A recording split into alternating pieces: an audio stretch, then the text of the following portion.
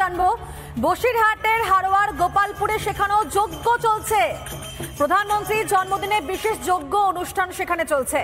বিজেপির দলীয় কার্যালয় সেখানে যজ্ঞ হচ্ছে, যেখানে উপস্থিত রয়েছেন বিজেপি কর্মী সমর্থকরা। মূলত প্রত্যেকটা বছরই নরেন্দ্র মোদীর জন্মদিনকে সেবা দিবস হিসেবেই পালন করে বিজেপি, তবে এবার তা কিন্তু আরো বেশি সম্প্রসারিত। কেন বলছি? কারণ 17 সেপ্টেম্বর থেকে 2রা অক্টোবর পর্যন্ত টানা কিন্তু এই অনুষ্ঠান চলবে, যার নাম দেওয়া হয়েছে সেবা পাক্ষিক। আর এই মুহূর্তে বসিরহাটের হারোয়ায় কি চলছে সেখানকার ছবিটা আমরা জানবো। অর্ণব মৈত্র রয়েছেন আমাদের সঙ্গে সরাসরি। অর্ণব, কি ছবি এখন সেখানকার, কি হচ্ছে?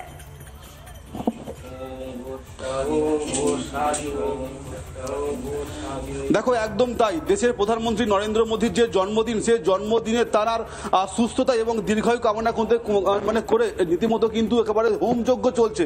তার যে সুস্থতা, তার দীর্ঘায়ু কামনা করে রীতিমতো পুরোহিত দিয়ে একেবারে পুরো কিন্তু বিজেপির যে কর্মী সমর্থকরা, চারিদিকে কিন্তু বিজেপির কর্মী সমর্থকরা তারা কিন্তু বসে আছেন।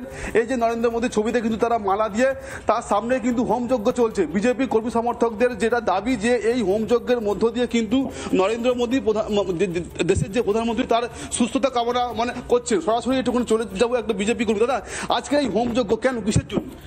দেখুন, ভারতবর্ষের প্রধানমন্ত্রী না, বিশ্বের একজন নেতা যে বিশ্বকে সুস্থ এবং স্বাবলম্বী রাখার জন্য প্রতিটা ভারতবর্ষের ভারতীয়রা এবং সারা বিশ্বের মানুষ আজকে তার দীর্ঘায়ু কামনা করছি। এই বিশ্ব শান্ত যেন থাকে, নরেন্দ্র মোদীর হাত যেন শক্ত হয় এবং সে সুস্থ সবল হয়ে এই ভারতবর্ষকে যেন এগিয়ে নিয়ে যায়, এই জন্যে তার আজকে আমাদের যোগ্য। এই যোগ্য থেকে নরেন্দ্র মোদীর উদ্দেশ্যে আপনি কি বলবেন? দেখুন, প্রতি বছর আমরা ওনার জন্য কিছু না কিছু করি। আজকে জন্মদিন থেকে আমরা 7 দিন সেবা সপ্তাহ কাজ করি।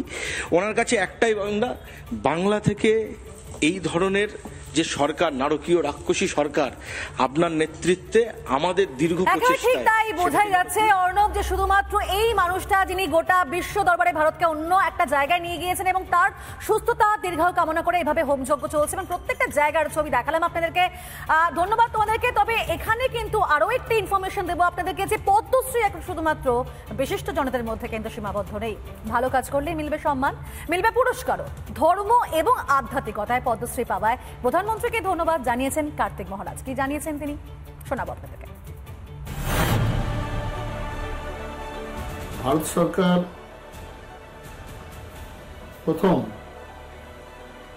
পদ্মশ্রী ধর্ম এবং আধ্যাত্মিকতার উপরে, আমি ভারত সেবাশ্রম সংঘের সন্ন্যাসী, আমি মুর্শিদাবাদ জেলায় আদিবাসী যারা অনুন্নত সমাজের মধ্যে কাজ করছি প্রায় 50 বছর যাবৎ। 12টা স্কুল, তার মধ্যে 4টে হাই স্কুল, রেসিডেন্সিয়াল ছাত্র ছাত্রী যারা থাকেন প্রায় 1100। প্রথম যখন বাংলার বুকে ত্রিবেণী সঙ্গমে কুম্ভ মেলা, আমি বিভিন্ন সাধু সন্ন্যাসীদের নিয়ে চালু করেছিলাম। তারপরে ব্রিগেড প্যারেড গ্রাউন্ডে লক্ষ্যকণ্ঠে গীতা পাঠের আয়োজন সনাতন সংস্কৃতি সংসদের পক্ষ থেকে হয়েছিল। সেখানে আমি সভাপতি ছিলাম এবং এই গীতা পাঠ পশ্চিমবঙ্গে বিরাট একটা আলোড়ন সৃষ্টি করেছেন। এই ভারত সরকারকে অশেষ ধন্যবাদ যে তারা এটা বেছে নিয়েছেন।